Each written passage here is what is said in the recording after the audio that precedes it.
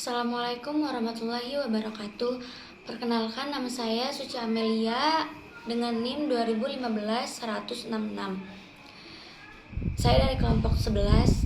Di sini saya ingin menjelaskan ulang kembali aspek hukum media online.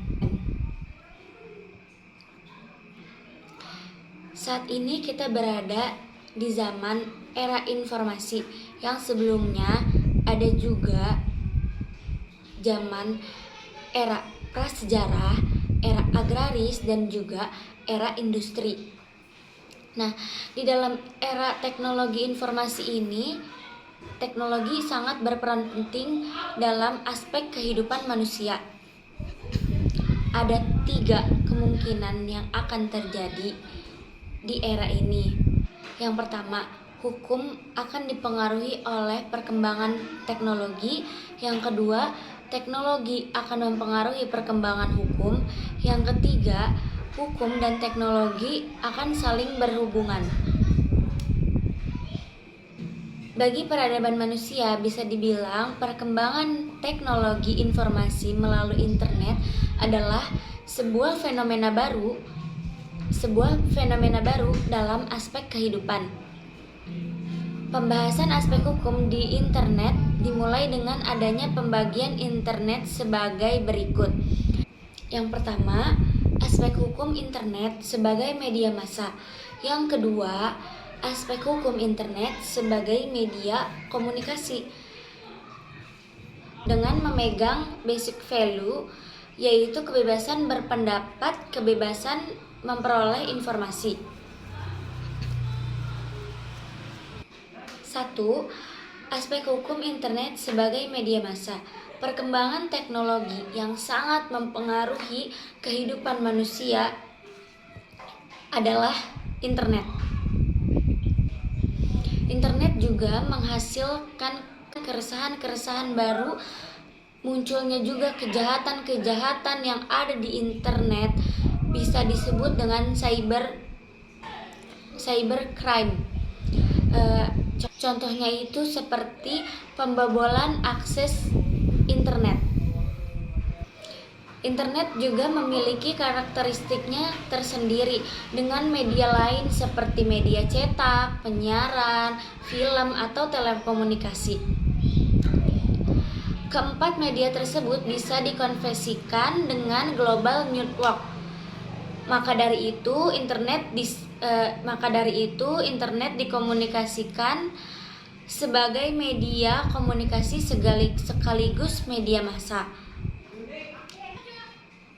Ada aturan hukum yang berlaku saat ini, salah satunya Undang-Undang Nomor 11 pada tahun 2008 tentang informasi dan transaksi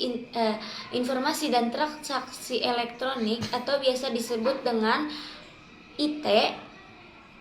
Nah, selain itu ada juga Undang-Undang Nomor 40 tahun 1999 tentang pers dengan tidak menutup kemungkinan ada pembentukan hukum baru. Berkembangnya media massa di internet lebih dikenal dengan media online seperti detik.com, hukumonline.com, dan lain-lain yang biasa kita dengarkan.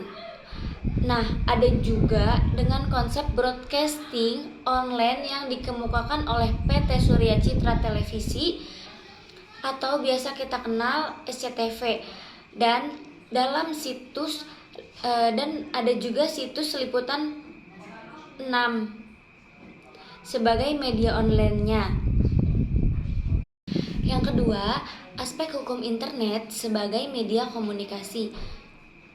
Sebagai media komunikasi, internet dapat digunakan sebagai pengantar komunikasi surat berbentuk email, fasilitas telepon melalui internet berupa chatting, atau hanya sebagai papan elektronik untuk pengumuman yang dapat dilakukan dengan situs website.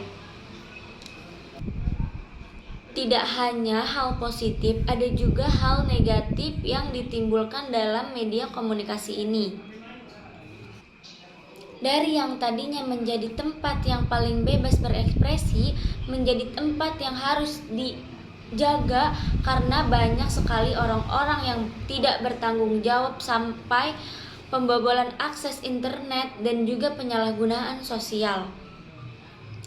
Walaupun di Indonesia masih lemah terhadap permasalahan internet, bukan berarti pelaku bisa bebas setelah melakukan pelanggaran hukum.